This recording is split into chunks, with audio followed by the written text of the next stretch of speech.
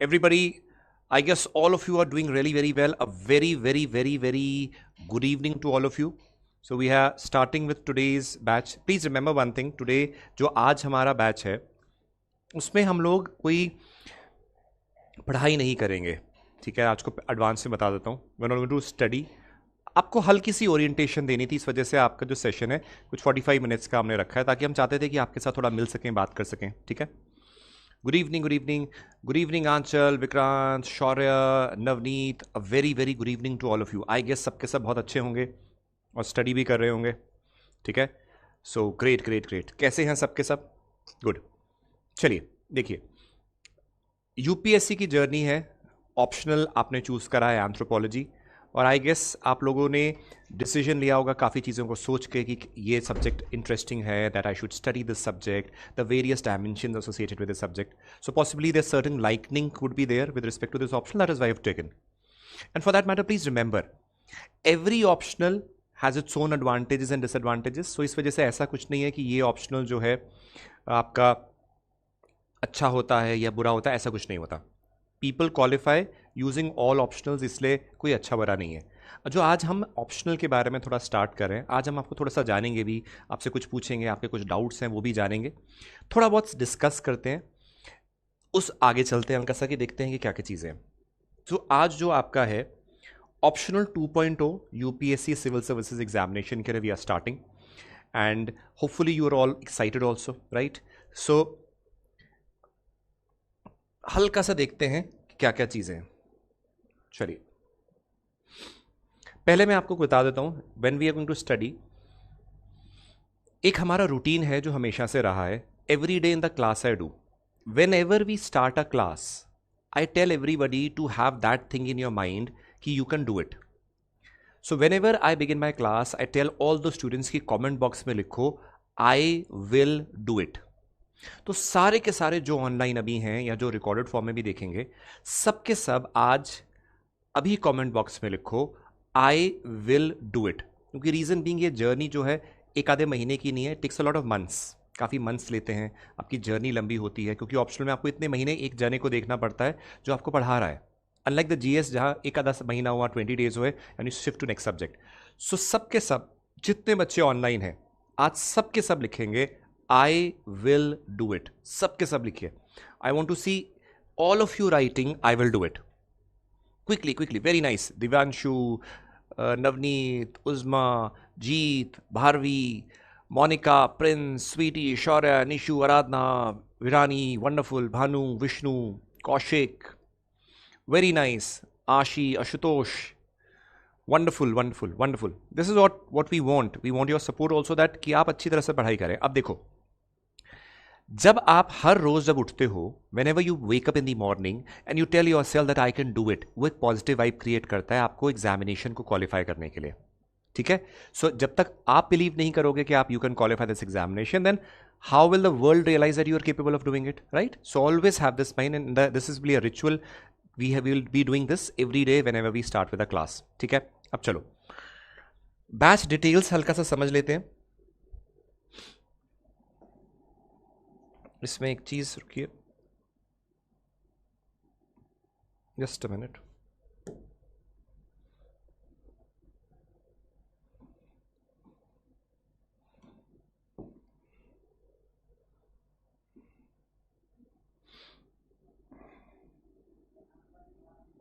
Okay, अब सुनो कुछ चीजें.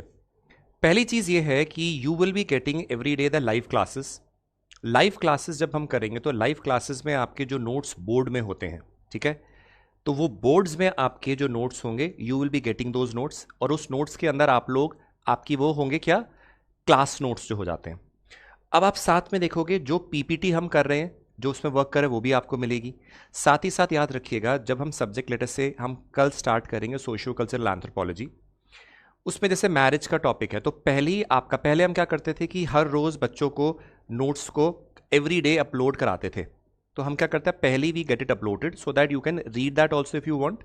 अलॉन्ग विद इट आपको पीछे जो पहले से जो कंपाइलेशन स्टफ होता है वो मिल जाए, ताकि आप उससे रीड भी कर सको. सो आपको दो चीज़ों का बेनिफिट होगा. पहले, जो मैं बोर्ड में लिख रहा हूँ, जो मैं आपको ये बोर्ड में लिखूंगा आपको एक पीडीएफ फॉर्म में आपके ऐप पे मिल जाएगी, जो आप डाउनलोड कर सकते हो। तो कई बच्चे तभी क्या करते हैं, साथ साथ नहीं लिखते बट पीपीटी डाउनलोड करके लिखते हैं, आपके ऊपर है। दूसरी, इसी टॉपिक में जो मैं पढ़ा रहा हूँ उसी में एक कंपाइलेशन सा होता है, जो कि पहले डेली नोट्स में मिलता था, अब कंपाइलेशन के फॉर्म में हम दे देते हैं ताकि आप रीड कर सको। जैसे we will be starting the topic of marriage, तो मैरिज का पूरा टॉपिक का नोट आपको पीडीएफ फॉर्म में पहले मिल जाएगा, ताकि आप उससे देखो कि कैसे आपको पढ़ना है। तो कई लोग बोलते हैं ना सर बुक्स क्या है, बुक्स क्या है, वो आपके लिए सोर्स है मेन रीडिंग के लिए, एक चीज। Next, PYQ analysis integrated with the lecture. Whenever we are doing any topic, जैसे मैं मैरिज की बात कर रहा हूं, when I'm doing the marriage topic, along with it we will be going to do what are the PYQs or previous year question that have been asked with respect to that particular question, that topic, ताकि आपको समझ में आए कि basically चीजें हो क्या रही हैं। नेक्स्ट आपका आता है आंसर राइटिंग प्रोग्राम। अब देखो, जैसे जैसे मैं आपको टॉपिक्स कराऊंगा, when we going to do the topics, you will be seeing for yourself that I'll be telling you, okay, I'm giving you 2 minutes to structure the answer, you put it in the comment box. आपको एक आधा phone number मैं दूंगा, उस phone number में again do not call, वो allowed नहीं है। उसमें कभी बोलूँगा कि मैं लाइव क्लास में हूँ, उसमें अपने आंसर लिख के या स्ट्रक्चर करके फ़ोटो खींचो और सेंड इट टू मी। मैं यहाँ पे साथ साथ रीड कर सकता हूँ, आई कैन टेल कि कौन बच्चे ठीक चल रहा है या क्या प्रॉब्लम्स है। That I will be telling you on, don't worry about that. ये एक सपोर्ट हो जाएगा आपको। आंसर राइटिंग इसलिए भी इंपॉर्टेंट होती है कि आप जो पढ़ रहे हो, it is important whether you are meeting the requirements. साथ ही साथ आपके टेस्ट भी होते रहेंगे, जो टेस्ट आपको बताएंगे कि आपकी क्या गलतियां हैं। So that is again very important. Next चीज, रेगुलर डाउट सेशन। अब डाउट सेशन में प्लीज याद रखेगा, my style of teaching is little different. What I do is, when I have taught one part, late us से marriage की definition पढ़ाई, marriage क्या है, then I'll ask you whether you have understood or not. Then you tell me, sir, I have not understood, please repeat it, tell me. I will be in an interactive mode of studies that we do. I'll be talking to you, I'll be asking you. That is, I think, more important कि आपको समझ आए। देखो, समझ ना आया तो उसको कोई फायदा नहीं है, ठीक है। So my focus would be, I'll ask you कि what are your issues. So आप बताते रहिएगा बीच बीच में कि आपको कोई प्रॉब्लम हो रही है। I keep on seeing the comments and keep on responding to them also, so you don't need to worry about that. अब मेजर चीज हैं जो आपको समझाया गया, इज दिस क्लियर अभी तक? मैंने यहां डेली का हटाया इस वजह से क्योंकि हम लोग उसी को कंपाइलेशन फॉर्म में पहले देते थे। पहले हम रोज देते थे तो बच्चों को लगता था सर पहले दे दो ना तो बेटर रहेगा। That is why we give a compilation, it is much better for you. Is it clear till here? Obviously अब अगर देखोगे कैंडिडेट्स का सिविल सर्विसेज का जो परफॉर्मेंस है, ये स्लाइड है। Again I don't have to show you also because you know that the performance of anthropology optional has been is good, it is doing well. So इस वजह से important है कि आपने तभी चूज भी करा है। तो अब कुछ चीज़ों को समझते हैं, देन वील मूव अहेड।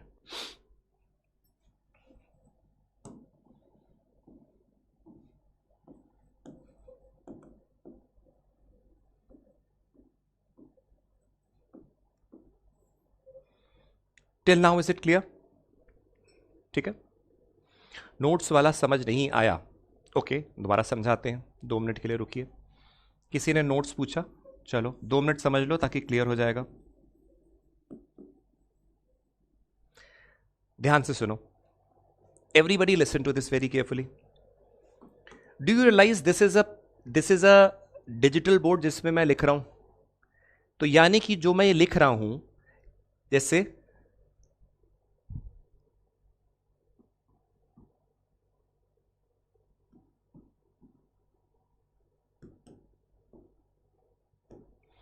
ये जो बोर्ड में लिख रहा हूं, ये आपको जब लेक्चर ओवर होगा उसके आधे घंटे के अंदर अंदर जो मैंने बोर्ड में लिखा होगा, ये पूरी की पूरी चीज आपके ऐप में अपलोड हो जाएगी। तो ये क्या है? Daily lecture note. क्लियर? दूसरा होता है आपका एक और पीडीएफ नोट। ये वो है जैसे आप लोगों को जरूरत पड़ती है ना, जैसे आपके स्कूल में टेक्स्ट बुक होती है कि सर क्लास में तो कोई टीचर पढ़ा रहा है बट टेक्स्ट बुक भी है, उसी तरीके से आपके हर टॉपिक के नोट्स हैं जो पहले से प्रिंटेड फॉर्म में थोड़ी डिटेल में ज़्यादा होते हैं, वो आपको मिल जाते हैं। तो दोज आर पीडीएफ नोट्स जो आपके ऐप में अपलोड हो जाएंगे। तो यानी कि अब देखो, एक रियलिटी ये है कि जब आप देखते हो डेली लेक्चर नोट्स, मैं बोर्ड में हर चीज़ I will be writing on the board. I will not going to use any PPT as such, I am going to write on the board ताकि आपको एक्सप्लेन करें। तो अब लेकिन एक चीज़ और है, पूरी किताबें तो बोर्ड में नहीं लिख सकते, कुछ डिटेल्स ऐसी होंगी जो एक्स्ट्रा भी होती हैं। दैट इज़ वाई ये पीडीएफ नोट्स जो होते हैं ओवर देयर यू रियलाइज कि उसमें कुछ एक्स्ट्रा इन्फॉर्मेशन भी होती हैं जो कि आपको चाहिए होती हैं, ताकि वो आपकी बुक्स की आपको ऐसा अलग जरूरत ना पड़े, उसके अंदर ऑलरेडी सारा कंटेंट वहां से निकाल के डाला जाता है. So this is the class notes which you are going to see, जो मैं पढ़ा रहा हूं बोर्ड में वो आपको मिल जाएगा, और ये आपको हर टॉपिक का अलग नोट में पीडीएफ फॉर्म में मिल जाएगा. Is it clear now? Is it clear Vikrant? अब सबको समझ आ गया? अब देखो कि क्या चीज है. Any doubt now? I guess अब तो कोई प्रॉब्लम नहीं होगी. तो ये दोनों नोट्स जो होते हैं ये आपको पूरा मटेरियल देते हैं जो आपकी सिविल सर्विसेज के लिए जरूरत होता है. ठीक है, बुक्स वगैरह ये वगैरह जो बातें हम बाद में करेंगे, हम स्टेप बाय स्टेप इसको सीख रहे हैं और समझ रहे हैं, तो just focus on that. Everybody clear now? Now see,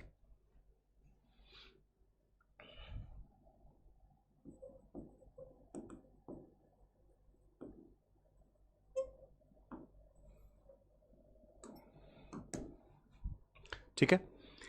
anthropology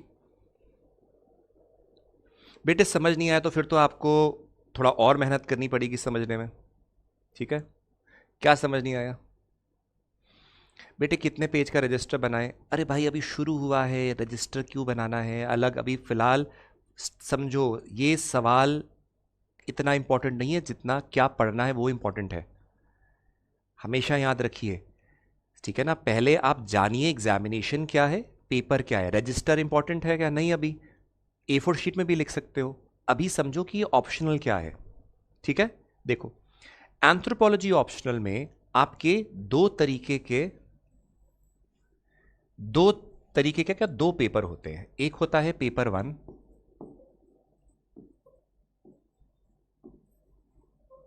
दूसरा होता है पेपर 2.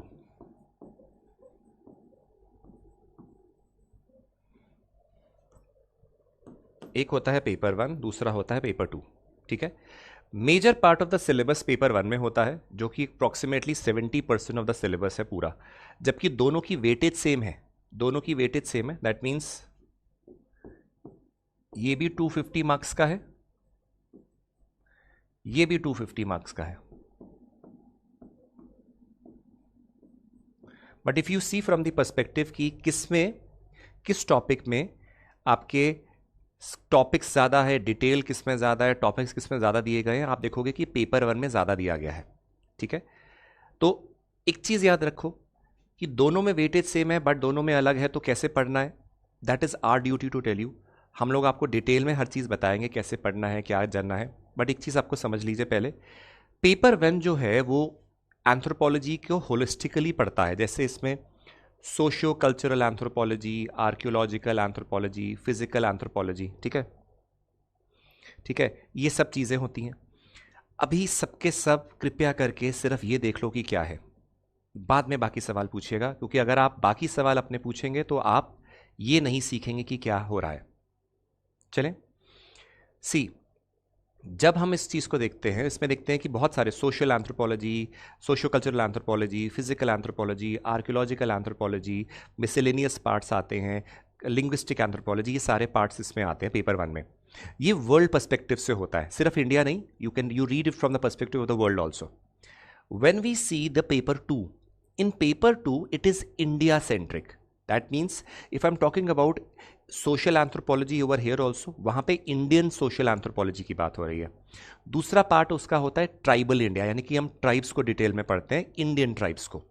साथ में obviously there are parts of some archaeological anthropology. Archaeology जो है हम पेपर 1 पेपर 2 का साथ में पढ़ाई करते हैं. ठीक है, अब लेट अस सी पेपर 1 और पेपर 2 में क्या क्या पार्ट्स आते हैं. सुनिए, अब ध्यान से देखिए, syllabus and sources of paper 1. Paper 1 में देखो एक पार्ट आता है आपका physical anthropology.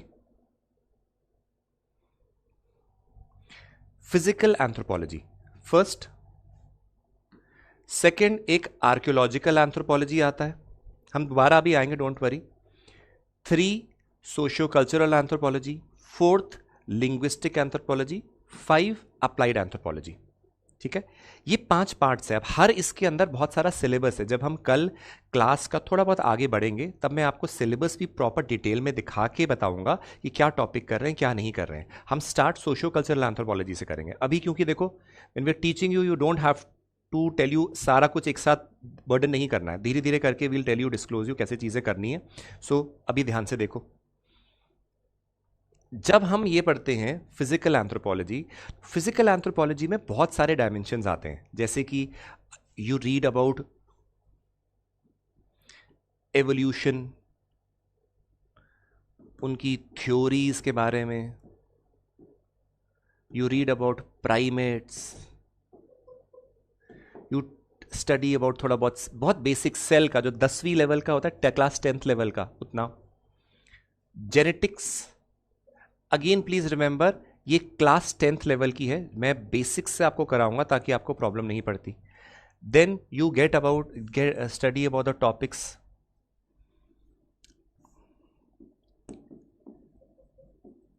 Human growth plus development,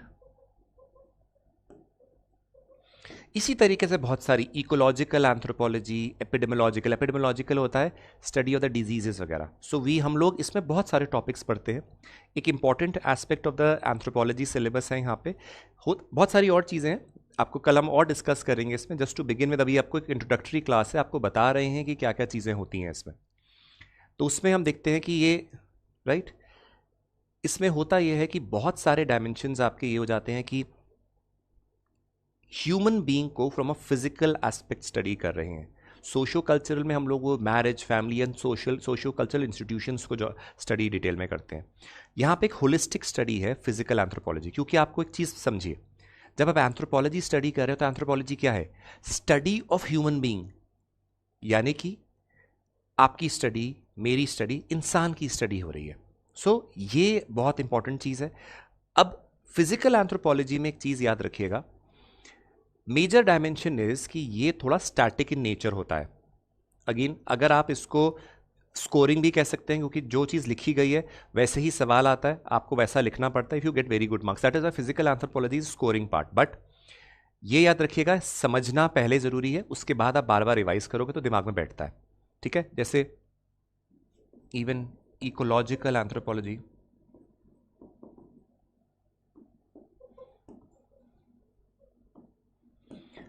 आज आप लोग सिर्फ आराम से हाथ ऐसे फोल्ड करके बैठ जाओ, क्योंकि हम पढ़ नहीं रहे, सिर्फ समझ रहे हैं चीज़ों को।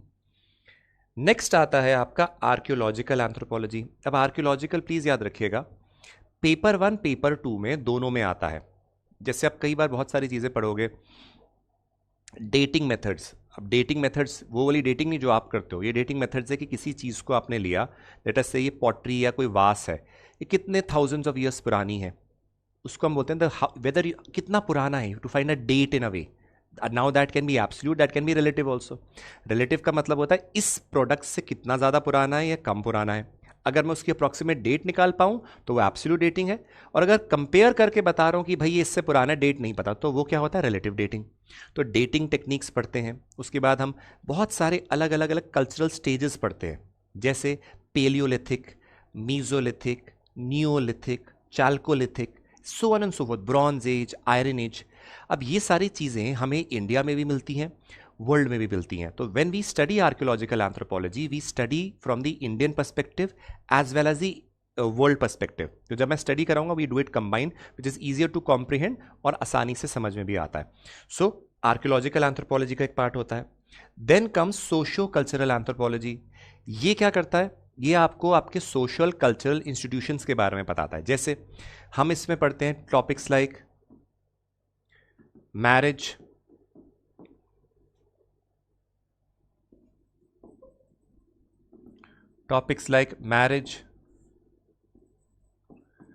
फैमिली, किनशिप,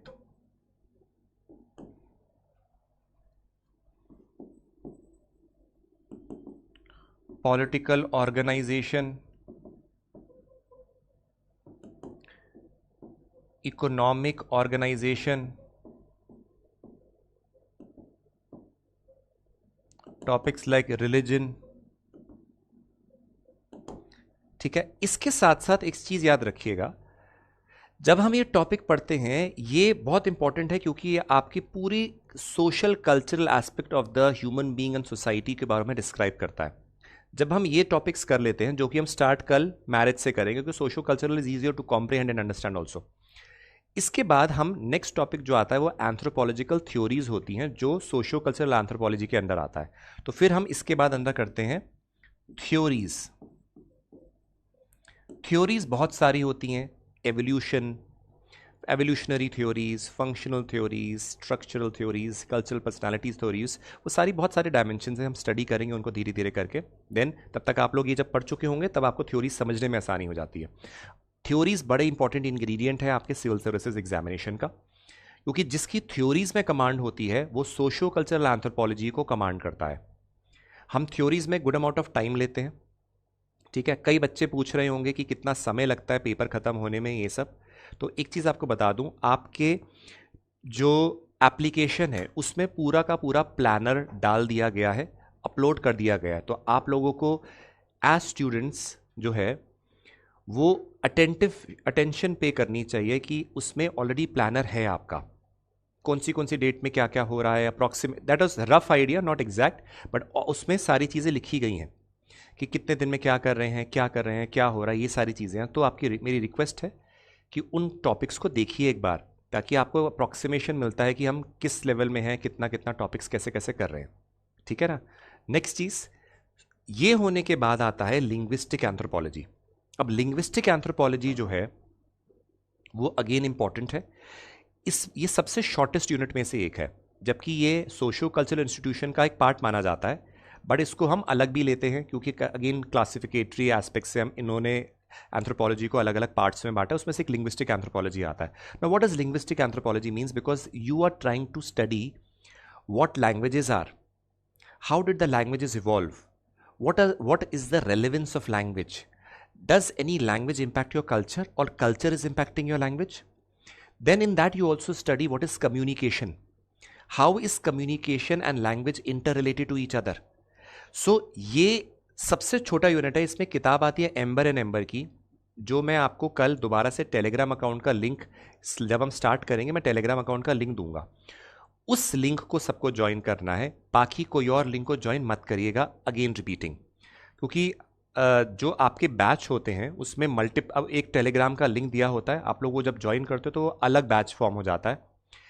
कल मैं आपको स्लाइड में एक टेलीग्राम अकाउंट का लिंक दूंगा, आपको वो वाला अकाउंट ज्वाइन करना है, ताकि फिर आप ये बोलोगे कि सर आपने कुछ पोस्ट करा हमें मिला नहीं।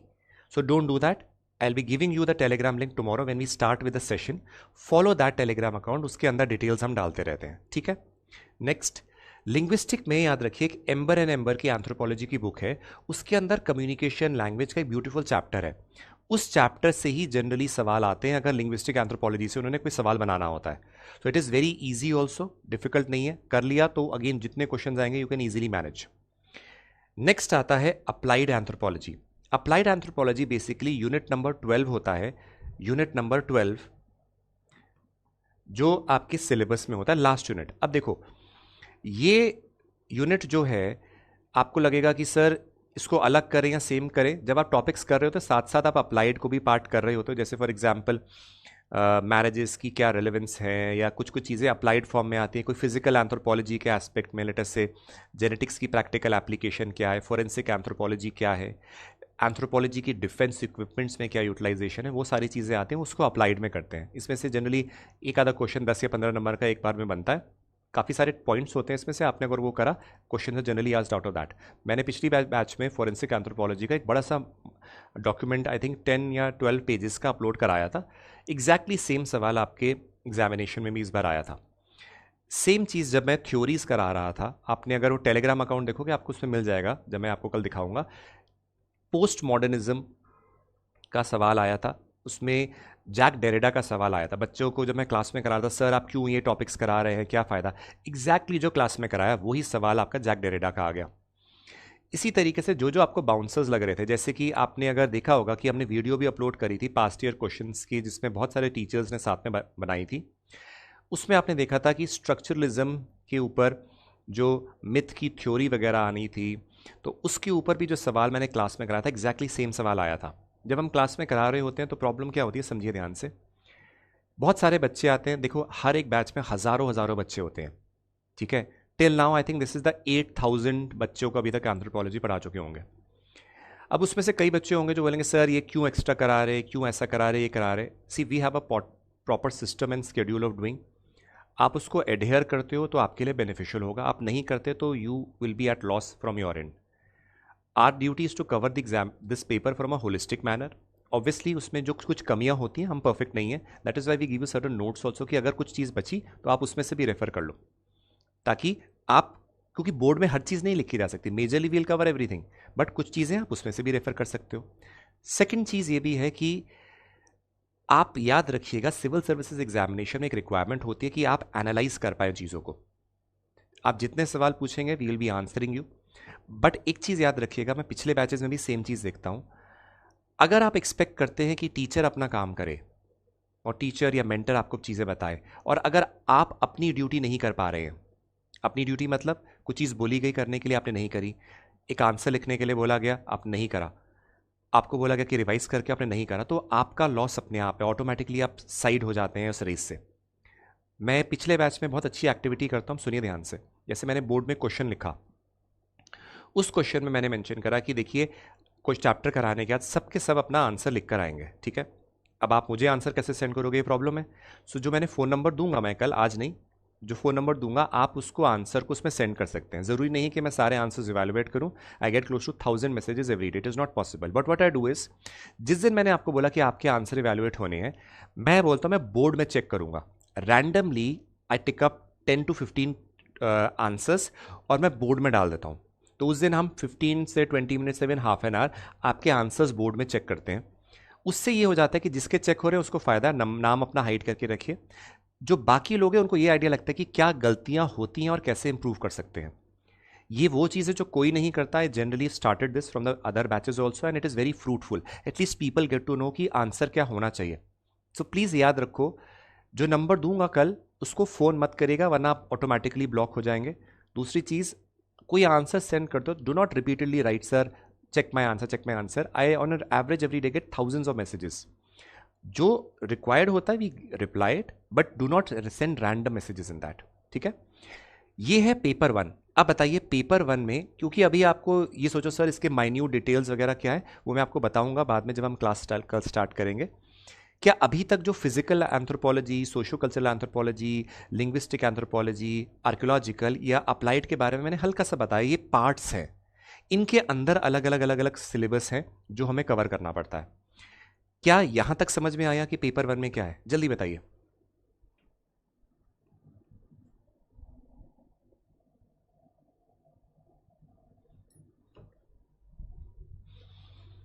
क्या यहां तक समझ में आया? जल्दी जल्दी बताओ, क्विकली क्विकली बताइए।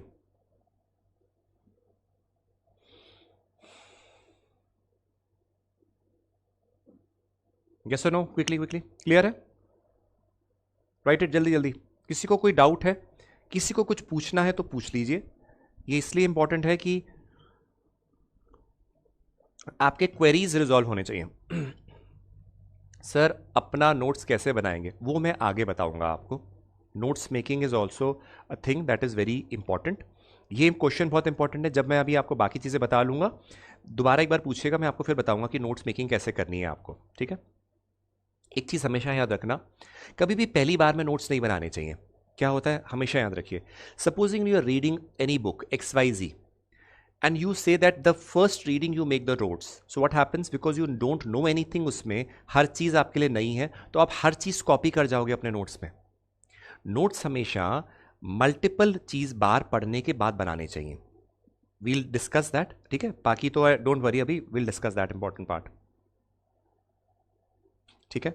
Will you take revision classes? I generally do. जैसे फॉर एग्जाम्पल मेरा एक बैच पिछला जो चल रहा था उसमें ट्राइबल इंडिया हमने पूरा करा दिया था, हम पेपर वन कर रहे थे। तो पेपर वन में मैंने बोला कि ट्राइबल इंडिया का उनका टेस्ट होना, तो मैंने बोले काम करेंगे एक दिन 1-2 आवर्स की या 3 आवर्स की रिवीजन क्लास ले लेंगे, उसके बाद आप टेस्ट ले लीजिएगा। तो ये होता है, ठीक है। बुक पढ़ना रिक्वायर्ड है या स्किप कर सकते हैं, इसका आंसर मैं अभी थोड़ी देर बाद आपको दूंगा, पहले हम सिलेबस समझ लेते हैं, ठीक है। Do we have need to access select, या इसकी ये बैकएंड में आपकी प्रोविजंस जो लिखी है उसको चेक कर लीजिएगा। मैं आपको सिलेबस के बारे में बता सकता हूँ, सेलेक्ट 360 वगैरह का जो आपके ऐप में लिखा है आप उसको चेक कर लीजिए प्लीज़, ठीक है। चलिए अगेन अब है पेपर टू। अब पेपर टू क्या था, ये आपका इंडियन एंथ्रोपोलॉजी के ऊपर फोकस करता है, India centric. Can I right it, this is India centric. Centric मतलब इसमें सारी चीज जो हम इंडिया के एंथ्रोपोलॉजी के पर्सपेक्टिव से पढ़ते हैं। ठीक है, पहली चीज याद रखिए आर्कियोलॉजी, जो मैंने आपको चीजें बताई जो हम वर्ल्ड के पर्सपेक्टिव से पढ़ रहे हैं, ठीक है, जो हम लेक्चर्स जो हम पेपर वन में हमने बोला आर्कियोलॉजिकल, सेम चीज इंडिया के लिए भी है। तो यही चीज जैसे पेलोलिथिक, मीजोलिथिक, नियोलिथिक, चाल्कोलिथिक, ये सब चीज जो हम हिस्ट्री में भी आपने देखा होगा, जो हम एंथ्रो में भी पढ़ते हैं, ये हम पेपर वन और पेपर टू को साथ में पढ़ते हैं। वी डू इट साथ में, इसलिए इसलिए ये अलग नहीं होगा, साथ में होता है archaeological anthropology. Next, social anthropology. अब सोशल एंथ्रोपोलॉजी इंडिया के पर्सपेक्टिव से, यानी कि हमको इंडिया में क्या क्या चीजें उसको पढ़नी है। जैसे कि फॉर एग्जांपल आप देखोगे, हम इंडिया में पढ़ेंगे पॉपुलेशन या डेमोग्राफी, जिसको बोलते हैं population, study of population is demography, right.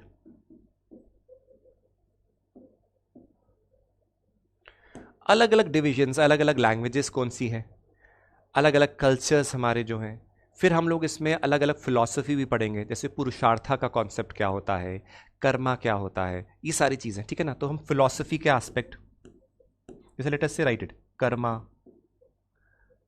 Plus various theories.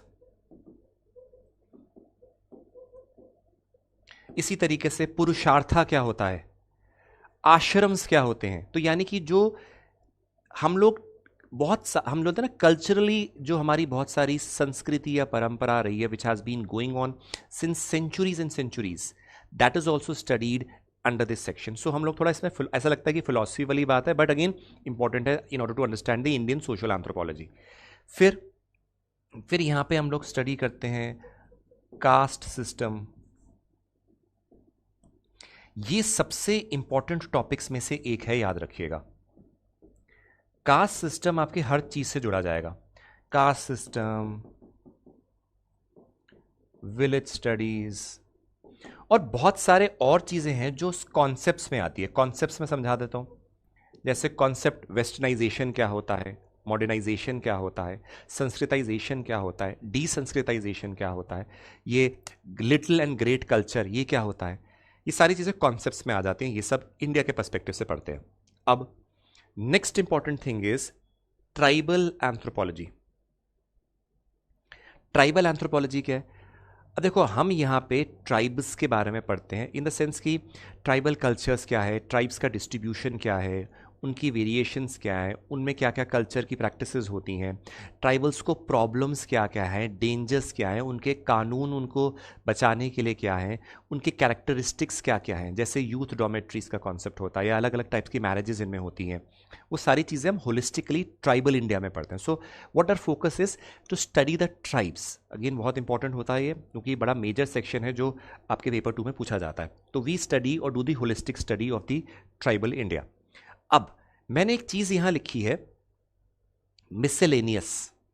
अब इसमें कंफ्यूज नहीं होना है आपको, पता है क्या है, मैं इस टॉपिक को generally tribal India and social anthropology के अंदर ही करा देता हूं। जैसे फॉर एग्जांपल कई टॉपिक्स हैं जो, जैसे who are the scheduled caste, what is the criteria, who are let us say other backward classes, उनकी कॉन्स्टिट्यूशनल प्रोविजंस क्या है। कई बार कोई लोग इनको मिसलेनियस में डालते हैं, कई लोग इनको social anthropology and tribal anthropology के अंदर ही करा देते हैं। यानी कि मिसलेनियस मतलब इन टॉपिक्स के अलावा कुछ ऐसे छोटे मोटे टॉपिक्स जो स्प्रिंकल हो रखे हैं, वो क्या है, जैसे टॉपिक ऑफ कम्युनलिज्म या रीजनलिज्म या एथनिक कॉन्फ्लिक्ट्स। ये कॉन्फ्लिक्ट्स हैं, हम कहने को तो इसको इंडियन सोशल एंथ्रोपोलॉजी में भी डाल सकते हैं और मिसलेनियस में भी डाल सकते हैं। सो सिंपल वर्ड्स में मिसलेनियस हुआ है कि जो बाकी टॉपिक्स कुछ बच गए छोटे मोटे, वो मिसलेनियस के अंदर आते हैं। Is the dimension of paper two clear? बहुत छोटा है, छोटा इन द सेंस कि समय कम लेता है, बट वेटेज तो उतनी ही है। सो इसको अच्छी तरीके से डिटेल में पढ़ना जरूरी होता है। इज द टॉपिक और द टॉपिक्स जो ब्रॉडली इसमें है वो क्लियर है सबके? जल्दी बताइए।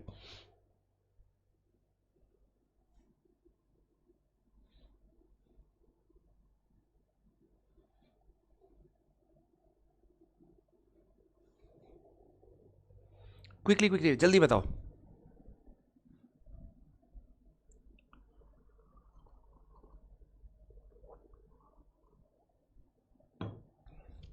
अब देखो, क्लियर है? अब एक सवाल आएगा, सबके दिमाग में आएगा, सर आप हमें जो बुक्स हैं वो सारी बता दीजिए, और ताकि हम बुक्स लेके बैठ जाएं और हम पढ़ाई करना सारी शुरू कर दें। अब बहुत ध्यान से समझो, I am one of those candidates जिसने अपने टाइम में भी काफ़ी बुक्स पढ़ी हैं, काफ़ी डिटेल में स्टडी करी, सब कुछ करा है। इस वजह से आपको जो एडवाइस दे रहा हूँ उसको बहुत ध्यान से फॉलो करिएगा। सिविल सर्विसेज में कुछ कैंडिडेट्स होते हैं जिनका मानना होता है कि पूरे हर इंस्टीट्यूट के नोट्स पकड़ लो, उठा लो, लेकर आ जाओ और अपने सामने टेबल में सजा दो बड़े बड़े पाइल्स ऑफ नोट्स या बड़ी बड़ी बुक्स, एंड देन हम पढ़ते हैं। उस केस में व्हाट हैपेंस जनरली इज कि you already gate demotivated by seeing those piles of notes. Now what is important? Please understand. When we are doing every topic, let us say we'll begin with the topic of marriage from tomorrow from the socio-cultural anthropology of paper 1. उस topic में आप ये देखिएगा कि हम लोगों ने start करा एक टॉपिक, आपको क्लास में मैं लेक्चर पूरा पढ़ाऊंगा, सारी डेफिनेशंस लिखवाऊंगा, बातें बताऊंगा, चीज़ें कराऊंगा, आप वो करोगे, आपको बाद में साथ ही साथ पीडीएफ नोट्स मिल जाएंगे 2-3 दिन के बाद, वो आप पढ़ोगे। तो यानी कि आपके जो नोट्स बनाए गए हैं वो ऑटोमेटिकली रिपोर्ट्स, कमीशंस की रिपोर्ट्स, बुक्स का डेटा, ईपीजी, इग्नू, पाठशाला सबसे निकाल के बनाया जाता है। तो वो ऑटोमेटिकली अपने आप में बहुत सफिशिएंट मटेरियल होता है। अगर आप बोलोगे नहीं सर हम लोगों को ना कुछ बुक्स और खरीदनी है, आप बिल्कुल खरीद सकते हैं, उसमें कोई प्रॉब्लम की बात नहीं है। जहाँ जहाँ मैं बुक्स इस्तेमाल कर रहा हूँ मैं आपको खुद बताऊंगा कि देखिए I am referring to these books. अगर आप for that matter let us say when we begin the topic of marriage, मैं मैरिज में याद रखिए एक जो इंपॉर्टेंट सोर्स आपके पूरे यूपीएससी के एंथ्रोपोलॉजी प्रिपरेशन में रहता है, वो 2-3 मेजर सोर्सेज हैं, वो समझ लीजिए। एक होता है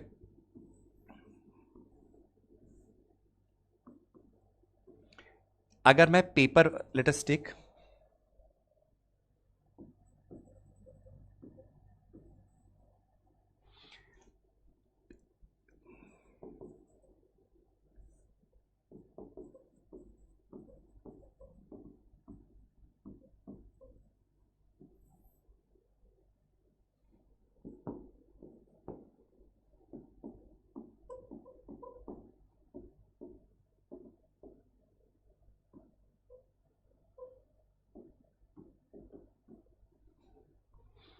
इसमें ईपीजी पाठशाला अगर कभी ऑनलाइन खोलोगे, दोनों सरकारी रिसोर्सेज हैं। ईपीजी पाठशाला एंथ्रोपोलॉजी के सब्जेक्ट में क्लिक करोगे वो पूरा डिटेल्स खुल जाएगी। इग्नू का एमए एंथ्रोपोलॉजी का मटेरियल, ये 2 मेन सोर्सेज हैं जहां से हम भी रेफर करते हैं। बाकी चीज़ें होती हैं, हम लोग रिसर्च जर्नल्स हो गए, कुछ बुक्स स्टैंडर्ड बुक्स हैं, बिल्कुल हैं, ऐसा नहीं है कि नहीं है। बट आप क्या करते हो, स्टार्टिंग से ही आप 10 किताबों का सोर्सेज उठाना है, फिर आपको कुछ समझ नहीं आएगा, आप कुछ ही देर में इरिटेट हो जाओगे। तो क्या चीज़ है, आप फोकस करिए जो क्लास में करा रहे हैं, जो आपको नोट्स पीडीएफ वाले मिलेंगे जो प्रॉपर प्रिंटेड फॉर्म में होते हैं, जो आपके ई नोट्स मिलेंगे, उसको रीड करो बार बार। वो आपका मेजर मटेरियल है। जहां जहां मुझे लगेगा कि मुझे आपको ये बतानी इस बुक से रेफर कर सकते हो, ये कर सकते हो, मैं उस बुक के स्क्रीनशॉट निकाल के आपके टेलीग्राम अकाउंट में डाल देता हूं, तो आप उससे नोट कर सकते हो। These are the 2 major sources जहां से पढ़ा जाता है। इसका मतलब ये नहीं है कि इसमें सारा कुछ आपके लिए रिलेवेंट है, क्योंकि ये एमए लेवल का है, बहुत सारी चीज़ें एक्स्ट्रा हैं जो ज़रूरत नहीं होती, बट इसके अंदर जो मेजर सोर्सेज है वो सफिशिएंट होते हैं।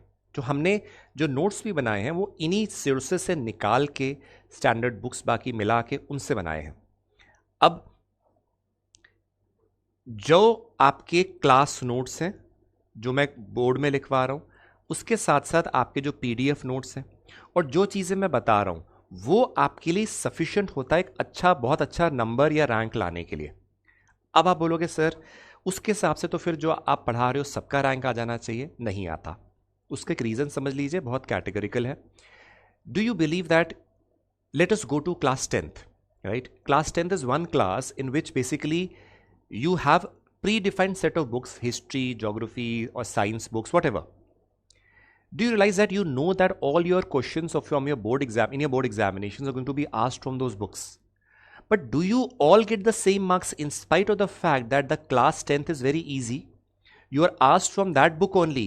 Your teachers have taught you well. You might have attended the coaching also. Still, Someone is getting 99.9%, someone is getting 98, someone is getting 80, someone is getting 70, someone is not passing also.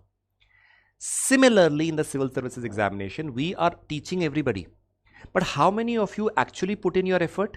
How many of you actually try to do something extra? What does it mean doing something extra? For example, let me give you an example. Let us say you are doing a topic. I'm giving you an example. See this.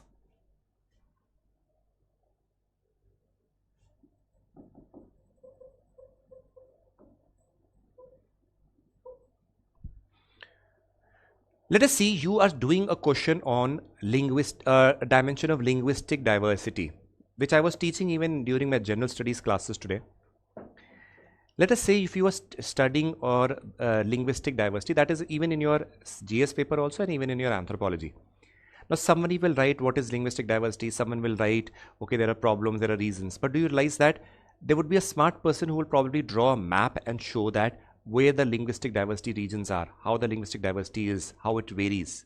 Let us see. Let us give an example. Let us say you have studied something and somebody along with what others are doing draws a map also. Map भी बना देता है. देखो जैसे for example आप कोई linguistic diversity कर रहे हो, आप देखो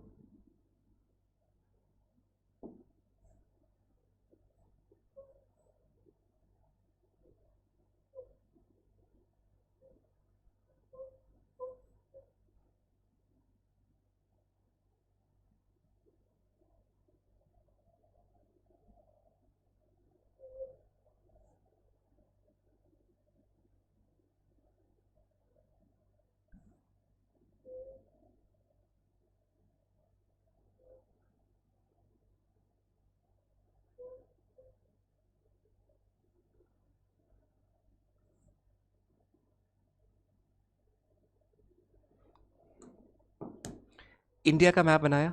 अब इंडिया के मैप में बहुत अच्छी तरह से जानते हैं कि अलग अलग लैंग्वेजेस बोली जा रही हैं. यहाँ पे आप देखते हो आपकी लद्दाखी लैंग्वेज बोली जाती है. यहाँ पे अगर आप देखते हो आपकी कश्मीरी होती है, पश्तो भी होती है, दारी भी होती है, उर्दू भी होती है.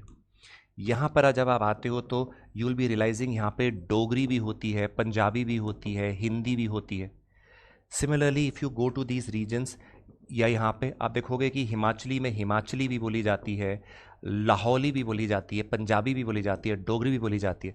सो डू यू रियलाइज कि मैंने क्या करा, इसी तरीके से मैं पूरे इंडिया का हर जगह का मैप से कुछ ना कुछ रिप्रेजेंट कर सकता हूँ.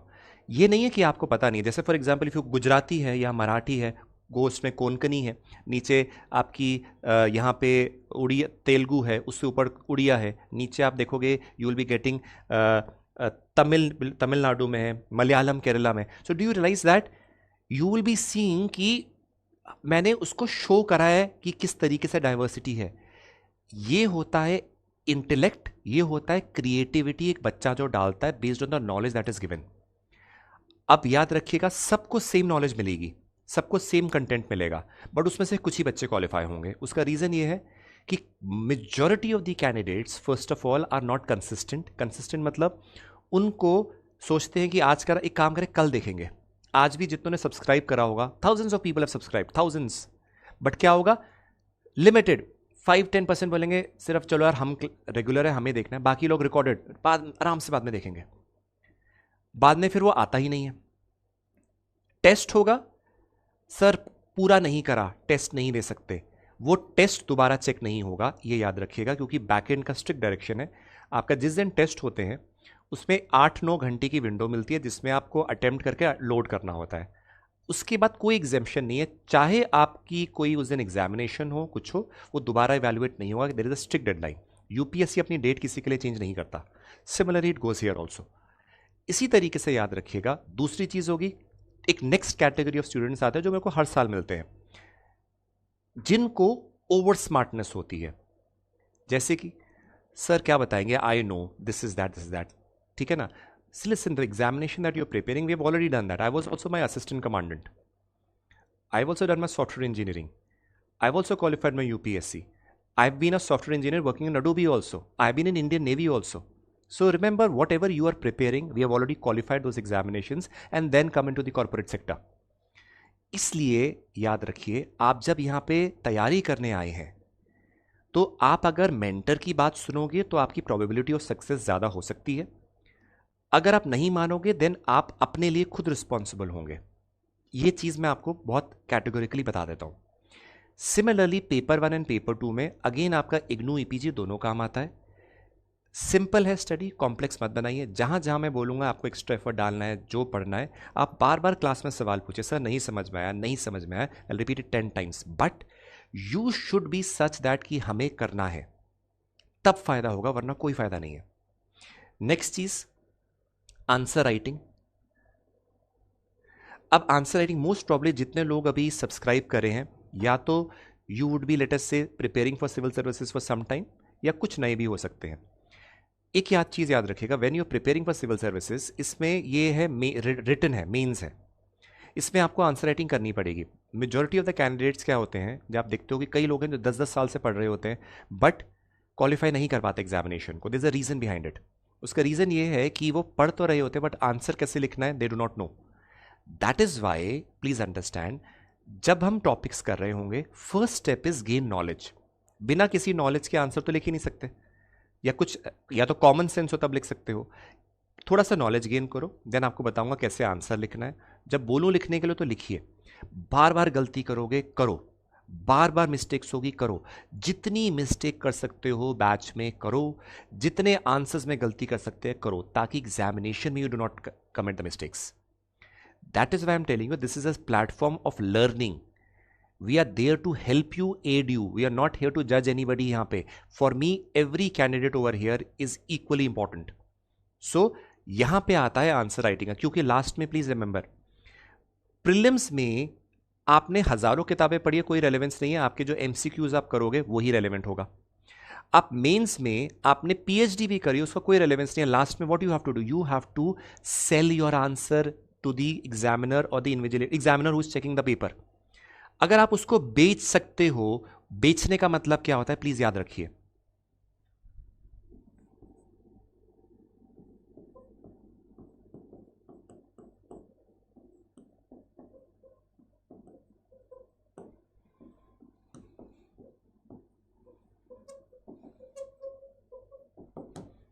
कंटेक्स्ट, कंटेंट, प्रेजेंटेशन, तीन चीज आंसर में।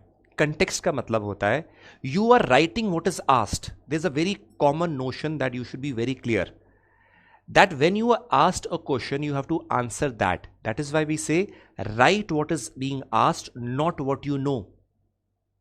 एक एग्जाम्पल पूछूंगा आपसे, सबके सब मुझे बताओ, मैं क्लासेस में भी पूछता हूं जब मैं ऑफलाइन क्लासेस में होता हूं। Has it happened with you कि आपने समझ लीजिए कोई स्टैटिस्टिक्स पढ़ा हो अखबार में या किसी से सुना हो, लेट अस से इन्फेंट मोर्टेलिटी ये है, पॉपुलेशन राइज हो गई इतनी परसेंटेज वगैरह है, आप अपने आंसर्स में जान की वो वाला स्टैटिस्टिक्स इन्वॉल्व करने की कोशिश करते हो, चाहे वो क्वेश्चन उससे रेलिवेंट हो या ना हो। यस और no, how many of you have experience this इधर इन योर कॉलेजेस, इधर in your preparation for civil services? ये करा होगा आपने। ये क्यों होता है? क्योंकि हम लोगों को एक फितरत होती है कि जो हमने पढ़ा है हम वो लिखें, वो नहीं जो वो पूछ रहा है। हो सकता है कितनी बार इसी वजह से नंबर आपके कम आते हैं। अगर वो चीज रेलेवेंट हो जो आपने पढ़ा, जो पूछा गया, बिल्कुल सही है, बट नहीं रेलेवेंट आप लिख ही जा रहे हो तो प्रॉब्लम है। इसी वजह से मैं बोलता हूं कि कंटेक्स्ट का मतलब होता है answering what is asked first. Second, content. Content मतलब कुछ पूछा गया, मैरिज क्या है, वो यूनिवर्सल है या नहीं है, तो आप उसकी डेफिनेशंस वगैरह, थिंकर्स के जो व्यूज हैं वगैरह वगैरह उसको लिखते हो, वो कंटेंट है। तीसरा चीज होती है प्रेजेंटेशन। प्रेजेंटेशन का मतलब होता है कैसे आप अपने आंसर को बेच रहे हो। जैसे कि प्रेजेंटेशन का मतलब है क्या मेरा आंसर देखने में अच्छा है। जैसे कि मैंने एंथ्रोपोलॉजी में या तो सिंपल आंसर लिख सकता था, या मैंने मैप्स बनाए, drawing in the sense flow chart बनाया, या कुछ रिप्रेजेंटेशन या प्रेजेंटेशन को अच्छा कर दिया, ऑटोमेटिकली मेरा एक आधा नंबर बढ़ जाएगा। कई बच्चे बोलते हैं सर कैसे मार्क्स को बढ़ा सकते हैं? मार्क्स को बढ़ाने का ऐसा कोई जादुई मंत्र नहीं है। इट इज सिंपली जो चीज कराई जा रही है वो भी करो, कुछ इनोवेटिव चीज आप वो करना चाहो जो बाकी नहीं कर रहे, उससे भी नंबर बढ़ते हैं। So that is why presentation, यानी कि मैं जब आपका आंसर देखूं तो कैसा लग रहा है मेरे को, जैसे मेरे को डायग्राम्स मैप्स कुछ दिखा, अरे वाह, कंटेंट भी सही है, कंटेक्स्ट भी सही है, बढ़िया। तो these things matter when you study for the syllabus of anthropology, along with it obviously it matters for GS also for that matter. Clear? चलिए, अब कुछ एडवांटेजेस एंड कंस्ट्रेंट्स बता रहा हूँ, बहुत ध्यान से सुन लीजिए।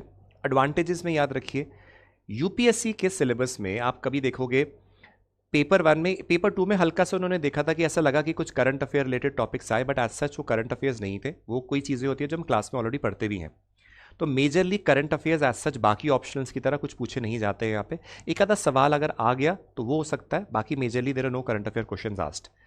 सो वो एक एडवांटेज हो जाती है। नेक्स्ट होता है जो PYQs होते हैं, उसमें से majorly close to 250 to 300 marks का out of 500 directly indirectly PYQs के थ्रू आता है, इसलिए PYQs करने बहुत ज़्यादा ज़रूरी होते हैं।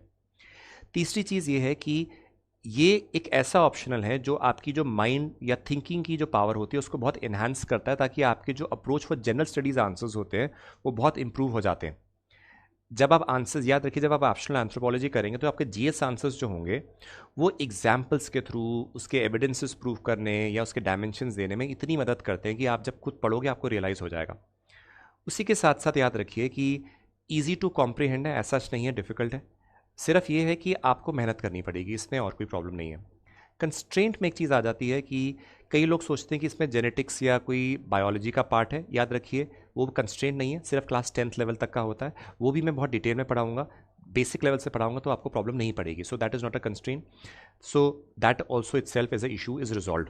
नेक्स्ट आप जब आते हैं क्वेश्चन, अब सवाल ये आया कि आपके क्वेश्चंस क्या है। मैं कुछ क्वेश्चंस आपके लूँगा, जो आपको सवाल पूछने हैं आप ज़रूर पूछ सकते हैं।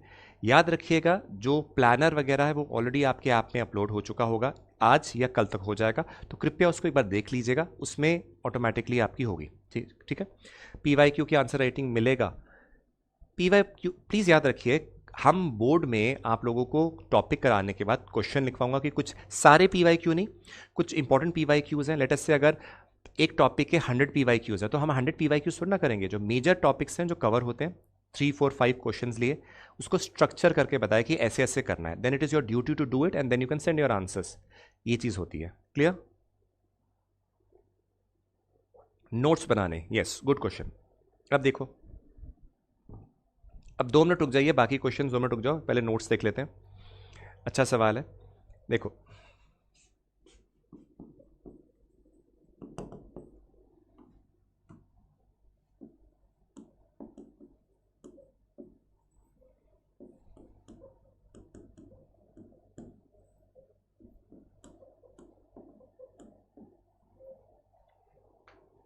अब ध्यान से सुनिए, ठीक है। टाइमिंग का इशू मैं 2 मिनट बाद बताऊंगा, अभी बहुत ध्यान से सुन लीजिए। जो नोट्स आपको PDF फॉर्म में मिल रहे हैं और जो क्लास में मिल रहे हैं मैं करवा रहा हूं, वो आपके मैक्रो नोट्स हैं, मेजर नोट्स बड़े जिससे आप पढ़ रहे हो। बट एक चीज याद रखिएगा, मैक्रो नोट्स का काम ये होता है कि आपको बार बार 2 या 3 बार पढ़ के ये समझ आ जाए कि वो चीजें क्या है। इससे आपको याद नहीं होगा, समझ आ जाएगा, कुछ हद तक याद होगा। जैसे आपको मैंने डेफिनेशंस करा दी, डिटेल में चीजें पढ़ा दी, वो आप इससे पढ़ोगे 2 या 3 बार, PDF नोट्स भी देखोगे, उससे ये हो जाएगा कि आपको समझ आया कि हाँ ये थिंकर ये कह रहा है, ये बात ये हो रही है, ये चीज़ ये है, तो आपको समझ आ गया। बट याद रखो, चीज़ ये है कि समझने के बाद याद भी रखना है। याद रखने का मतलब होता है जो चीज़ें आपने समझ लीजिए 15 पन्नों में पढ़ी है, ठीक है, 15 पन्नों में पढ़ी है, उस 15 पन्नों को क्योंकि आप 2-3 बार पढ़ चुके हो, 2-3 बार पढ़ने के बाद आप उसको शॉर्ट में करते हो, उसको कहते हैं माइक्रो नोट्स। मैं आपको कल क्लास में जब डेफिनेशंस कराऊंगा मैं खुद बताऊंगा कि छोटा कैसे करते हैं उसको। बट याद रखिएगा, जब तक आपने क्लास के जो नोट्स मैं क्लास में करा रहा हूं या जो PDF दे रहा हूं उसको 2 या 3 बार नहीं पढ़ लेते, माइक्रो नोट्स मत बनाइएगा। उसका रीजन ये है, वरना आप याद ही नहीं रहेगा कि जो माइक्रो को छोटा करा ना, छोटी चीज क्या डिनोट करा याद नहीं रहेगा। इसलिए 2 या 3 बार पढ़ने के बाद then make a short. Short का मतलब ये नहीं होता कि राइटिंग छोटी कर दो, इसका मतलब होता है एक बड़ी डेफिनेशन को छोटा करके लिखो जिसमें कीवर्ड्स होते हैं सिर्फ, ताकि आप याद कर पाओ, उसको कहते हैं माइक्रो नोट्स। अब समझ लीजिए कोई चीज लेटर से 15 या 20 पन्ने की थी, वो आपने शॉर्ट करके 3 पन्नों में कन्वर्ट कर लिया, ठीक है, उसको कह दिया माइक्रो नोट्स। अब नेक्स्ट स्टेप होता है जब वो माइक्रो नोट्स आपका मेजर सोर्स होता है जिसको बार बार बार बार बार बार रिवाइज करते हो, तब आपको मेजर सोर्स ऑफ लर्निंग यहां से हो जाती है कि हाँ मुझे ये याद रखना है। नेक्स्ट होता है जब कई बार प्रीलिम्स जब हो जाता है, आपका प्रीलिम्स क्वालिफाई होता है, प्रीलिम्स और मेंस के बीच में जो समय होता है उसमें आप इस माइक्रो नोट्स को और छोटा करते हो, ठीक है, और छोटा करते हो ताकि आप मेंस में जो जीएस के बाद एंथ्रो का जो पेपर होता है, एक हफ्ते का समय मिलता है, उसमें आप बहुत बार रिवाइज कर सको। तो दैट जो लेटेस्ट से 15 या 20 पन्ने के नोट्स थे वो लेटेस्ट से आपने 3 या 4 पन्नों में कर दिए, फिर आप कई बार रिवाइज करके इसी को एक पन्ने से भी कम में कन्वर्ट करते हो। ये याद रखिए, अगर आप स्टार्टिंग में ही नैनो नोट्स में कन्वर्ट करोगे तो कभी चीजें याद नहीं रहेंगी। मल्टीपल रिवीजन, इसको 2 या अप्रोक्सीमेटली 2 या 3 टाइम्स रिवाइज करना है। माइक्रो आर द मेजर चीज, इसको मल्टीपल टाइम जितना हो सके उसको उतनी बार रिवाइज करना है। और फिर नैनो होते हैं जो लास्ट में, क्योंकि आप एग्जाम के लिए सब कुछ छोटा कर रहे होते हो इसलिए आपको करना है, तो वो आप प्रीलिम्स के बाद भी करोगे तो भी ठीक है, क्योंकि आप ऑलरेडी इस चीज को रिवाइज कर ही रहे हो। ठीक है, अब डाउट सेशंस मिलेंगे। याद रखिएगा, हर क्लास में हर एक टॉपिक के बाद मैं क्लास में जो पढ़ा रहा हूं, I wait and ask you क्या डाउट्स है, तो ऑटोमेटिकली आपके डाउट्स साथ साथ क्लियर हो रहे हैं। नेक्स्ट चीज, जब आप क्लास में अगले दिन आते हो तो मैं आपको 10 मिनट्स देता हूं कि बताइए कल जो आपने पढ़ा उसमें क्या प्रॉब्लम है, then I answer your queries. एक रिक्वेस्ट है, बिना क्लास को रिवाइज करे और अगले दिन आए और बोले सर ये बता दीजिए, पूरा रिपीट कर दीजिए, वो नहीं होगा। क्योंकि बहुत बच्चों की एक आदत होती है, पिछली क्लास में उन्होंने सिर्फ क्लास देखी, घर में रिवाइज नहीं करा, अगले दिन आ जाते हैं, समझ आ नहीं रहा होता है, then they ask repeat the whole thing. That is wrong. आपकी हर रोज डाउट सेशन, हर every day we are asking you tell us what is the issue. अभी आपने देखा मैंने हर स्लाइड के बाद आपको पूछा कोई डाउट है बताइए, कोई डाउट है बताइए। इससे बेटर डाउट सेशन कुछ नहीं हो सकता, क्योंकि अलग डाउट सेशन पूरा लो तो आपका होता क्या है, आप ऑलरेडी सोचते हो कि क्या पूछे कब पूछे, साथ साथ आप पूछिए, अगले दिन आओगे फिर दोबारा पूछ लीजिए। वो एक बेटर मैकेनिज्म होता है जिससे आपके डाउट साथ साथ क्लियर होते रहते हैं। ठीक है, इग्नू पीडीएफ का नोट्स मिलेगा, कहाँ मिलेगा? निखिल गूगल का इस्तेमाल करो, गूगल में लिखो इग्नू MA एंथ्रोपोलॉजी। अभी मैंने क्या बोला? मैंने बोला कि फोकस करो जो कराया जा रहा है, आपने वही करा, क्या करा? नोट्स इकट्ठा करने में लग रहे हो। यही चीज मैंने बोली ना, follow the direction of the mentor, otherwise भटकते रहोगे। अभी मैंने बोला कि फोकस इसमें करो, और फॉर दैट मैटर इंपॉर्टेंट ये है कि अभी जो आप स्टेज आपकी स्टार्ट हो रही है उसमें बहुत अच्छी तरह से फोकस करिए। यही बोलते हैं बच्चे भटकते हैं जब, फिर बोलते हैं सर इतना कॉम्प्लेक्सिटी है, इतना ये है, इतना हुआ है, क्योंकि आप मेंटर की बात नहीं मानते। फिर ये मत बोलेगा कि सर समझ नहीं आ रहा, ये नहीं हो रहा। गूगल में टाइप करोगे इग्नू MA एंथ्रोपोलॉजी, पूरी की पूरी जट्ठे निकल जाएंगे, क्लोज टू 6000 पन्नों के हैं। आप रीड करना चाहें कर सकते हैं उसको। What is the timing? Please remember, right now I am in Lucknow because my already 10 hours of offline classes are also going on. Others along offline plus online other. So I'll be here. तो अभी आपका at least for initial let us say 10 days या कुछ आपकी timing यही रहेगी, जो कि 45 मिनट से एक घंटे रहेगी। उसके बाद वो टाइमिंग जो है इंक्रीज होकर 2.5 आवर्स हो जाएगी, फिलहाल शाम के लिए। After 1 month we will change the timing, जब मेरी ऑफलाइन क्लासेस खत्म हो चुकी होंगी। It will be mostly during then 1 या 2 बजे तब होगा, अभी आपका शाम में ही होगा। क्लियर? ये एडवांस में आपको बता देते हैं, क्योंकि मेरा शेड्यूल बहुत टाइट है। सुबह current affairs in the YouTube channel, and then you have the offline classes, and then I have to come here and attend give you this lecture. So अभी फिलहाल 1 आवर रहेगा आपका, close to 1 week and 10 days। Then the duration will be increased. 1 महीने के बाद आपकी timing change होकर दोपहर को कर दी जाएगी, आपसे कंसेंसस लेके, आपसे डिस्कस करने के बाद। क्लियर है? क्लियर है? Any issue now you have, please tell me, we will discuss it.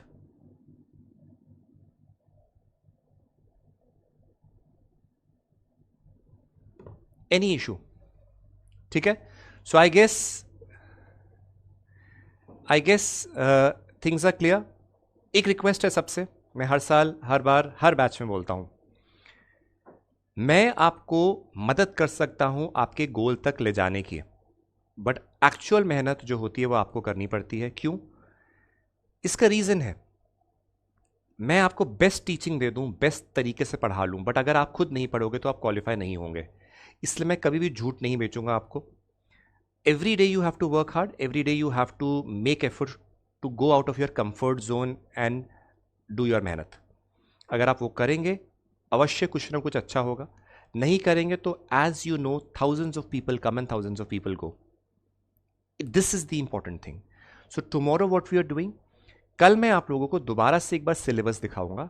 We will take 10-15 minutes to see the syllabus and then we will start with the topic of marriage, जो कि socio cultural anthropology का एक part है. अब आपको आज करना क्या है, बहुत ध्यान से सुनो.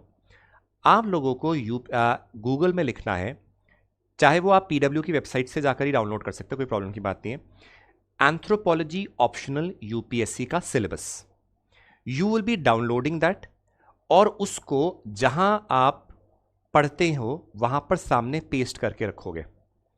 Similarly you should do it for GS का पेपर ऑल्सो. जिसको सिलेबस याद नहीं रहता वो आगे जाके प्रॉपरली मैनेज भी नहीं कर पाता अपनी पढ़ाई, क्योंकि उससे ये तो पता होना चाहिए कि सिलेबस क्या है. दैट इज वाई 1 या 2 दिन लीजिए, सिलेबस ऑनलाइन से डाउनलोड करिए या पीडब्ल्यू की वेबसाइट से डाउनलोड कर सकते हैं. प्रिंट करिए, प्रिंट नहीं है तो लैपटॉप में सेव करके रखो, हर रोज उसको एक बार देखो, या सामने प्रेफरेबली चिपका दो ताकि you see it every day. That is important. Tomorrow we will again resume the lecture at 6:30. 6:30 से 7:30 के आसपास आपका लेक्चर होगा फॉर 1 वीक एटलीस्ट, 1 घंटे के लिए. Then it will increase to 2 hours and then we move ahead.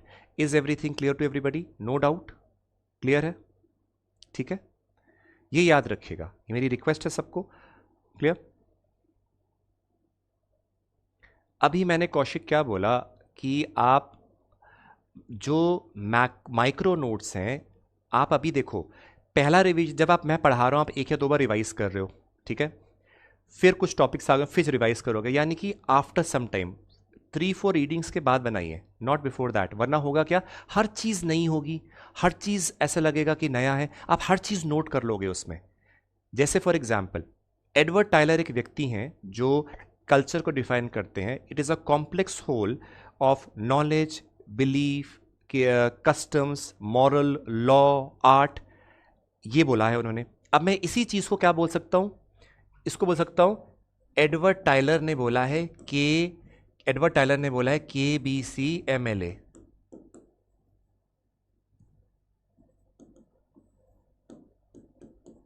अब मुझे अगर KBCMLA क्या है मुझे ये पता ही नहीं है, तो मैं शॉर्ट फॉर्म लिखूंगा तो याद रहेगा? नहीं रहेगा ना. इसलिए एडवर्ड टायलर की ओरिजिनल डेफिनेशन मुझे कम से कम 3-4 बार पढ़नी होगी. मुझे पता लग गया वो क्या है, तो जब मैं शॉर्ट करूंगा it will be easier for me to remember.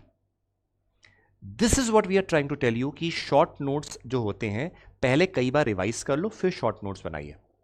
Clear everybody? So it was wonderful meeting you. Tomorrow will be continue. मैं कल आपको इसकी टेलीग्राम की आईडी आपके पीपीटी में ही जो बोर्ड होगा उसमें लगा दूंगा, आप उसको देख लीजिएगा. फिर उसके बाद याद रखिएगा कि आपको बार बार जो डायरेक्शन में बोल रहा हूं उसको फॉलो करो. जो डाउट होगी मुझे बताइए, I am there to help you. आपको घबराना नहीं है, सबसे इंपॉर्टेंट चीज ये है, ठीक है. So God bless you everybody. Will be meeting tomorrow, continuing as you all से.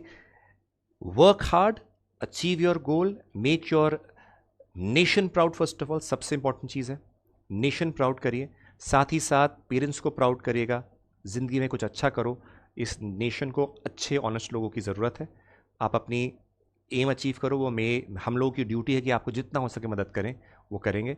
बट अगेन आपको भी हमारा साथ देना पड़ेगा, अपना हाथ पकड़ के आपको आगे लेके जाएंगे, ठीक है. So God bless you. And the last हमेशा एक चीज़ याद रखिए, will always say at the end, Jai Hind, God bless you, take care and good night.